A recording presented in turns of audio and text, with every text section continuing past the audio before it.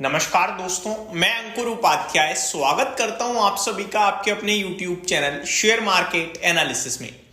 दोस्तों, कल भारतीय बाजार में शाम को 6 बजे के करीब भारत का जीडीपी का आंकड़ा आता है। वो आता है Q2 का आंकड़ा, जो बहुत ही खराब आया 5.4% पे 6.5% के एस्टिमेट्स के सामने, जिसके बाद मार्केट्स में काफी सारी वीडियोस बनी है जो कह रही हैं कि मंडे मार्केट क्रैश होगा। अब इसमें कितनी हकीकत है कितनी हकीकत नहीं है वो इन्वेस्टर्स को मंडे ही पता चलेगा, लेकिन गिफ्ट निफ्टी सजेस्ट कर रहा है 100 पॉइंट्स 50 पॉइंट्स की हरियाली। अब यहां पे इन्वेस्टर्स कह रहे हैं भाई, जब इतना खराब ही आंकड़ा तो गिफ्ट निफ्टी हरे निशान में क्यों है, और एक्चुअली में ये जो जीडीपी का आंकड़ा है कितना ज्यादा मार्केट पे इंपैक्ट डालेगा, इसी को मैं आप सभी के साथ बहुत सिंपल लैंग्वेज में कवर करने वाला हूं। वैसे तो आंकड़ा मैंने भी आपके साथ कल शेयर किया था और डिटेल में बताया था, 7 क्वार्टर्स के लो पे है ये, बट मार्केट इस पे ऑलरेडी रिएक्ट कर चुका है। आप कहोगे भाई आंकड़ा कल आया है, रिएक्ट कैसे कर चुका है, मैं आपको बताता हूं।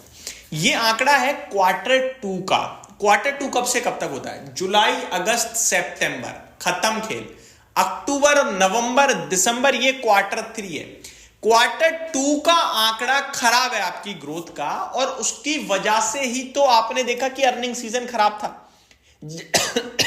जब कंपनीज की अर्निंग्स ही खराब थी तो हमें समझ जाना चाहिए कि ग्रोथ स्लो है।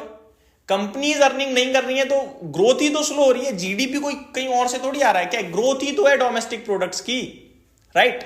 तो जब आपका ऑटो सेल्स नंबर खराब आ रहे हैं, आपकी मेटल कंपनियों के नंबर खराब आ रहे हैं, आपकी पेंट कंपनियों के नंबर खराब आ रहे हैं, आपकी एफएमसीजी कंपनीज के नंबर खराब आ रहे हैं, आईटी ठीक कर रहा था आपका, बाकी तो सब खराब कर रहा था, तो क्लियरली आपको दिख तो गया कि Q2 में कंपनीज ने खराब प्रदर्शन करा है, तो ग्रोथ तो कम ही है, राइट। जिसमें Q2 की अर्निंग्स जो है कंपनीज की, वो 17 क्वार्टर्स के लो पे थी। ये भी डेटा मैंने आपके साथ शेयर किया था कि 17 क्वार्टर्स में सबसे खराब अर्निंग सीजन रहा है ये कंपनीज का, अर्निंग पर शेयर के हिसाब से ओवरऑल। तो आंकड़ा तो जीडीपी का खराब आना ही था। अब इस पे मार्केट थोड़ी रिएक्ट करेगा नेगेटिव, क्योंकि उस पे तो पहले ही रिएक्शन हो चुका है। अब हमें जो ध्यान, होप आप समझ गए होंगे मैं जो कहना चाह रहा हूं, खराब अर्निंग्स थी, खराब कंपनी के रिजल्ट्स थे, तो डेटा तो खराब होना ही था, क्योंकि वो उसी क्वार्टर का तो आया है। Q2 के खराब नंबर्स थे, Q2 का जीडीपी खराब हो गया, वो तो बनता है, नॉर्मल है ना, उसी समय पे तो वो चीज चल रही थी। हमें फोकस करना है नवंबर मंथ के, यानी करंट मंथ के जीडीपी आंकड़े पे, जो कि आएगा दिसंबर 10-11 के आसपास, मतलब 10, 11, 12 इसी के आसपास आंकड़ा आ जाता है इन्फ्लेशन का, जीडीपी का, और तभी आपका अमेरिका का भी आता है।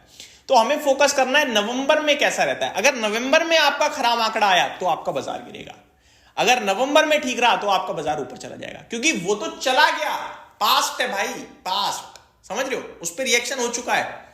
ये थोड़ी हो सकता है अर्निंग्स खराब है जीडीपी अच्छी है, तो जीडीपी कहां से आ गई?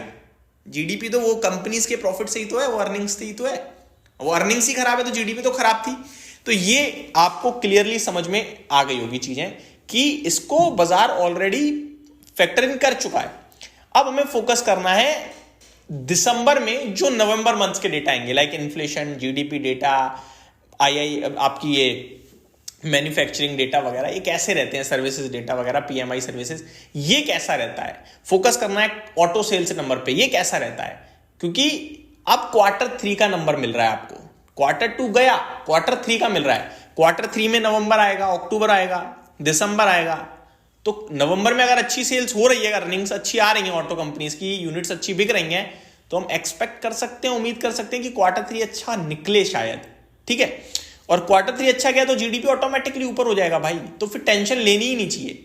ये आपको डराने का काम जरूर करेगा जीडीपी का आंकड़ा, और मार्केट में भी रिएक्ट कर सकता है एक आध दिन नेगेटिव, लेकिन वो टिकेगा नहीं, क्योंकि उस पर ऑलरेडी आप रिएक्ट कर चुके हो, ये समझने वाली बात है।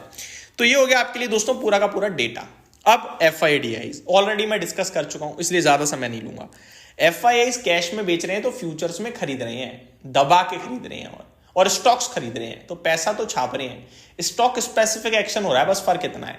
इन्वेस्टर्स को समझ में आना चाहिए कि ये कंसोलिडेशन है, जहां पे जो निकल गया वो दोबारा नहीं खरीद पाएगा, और जो इस समय कंसोलिडेशन में एक्यूमुलेशन करता रहा, पैसा खत्म हो गया, कोई बात नहीं, जॉब तो चल रही है ना, धीरे धीरे लाते रहो, लगाते रहो, धीरे धीरे लाते रहो, लगाते रहो, ये तो डिसिप्लिन है भाई, ठीक है।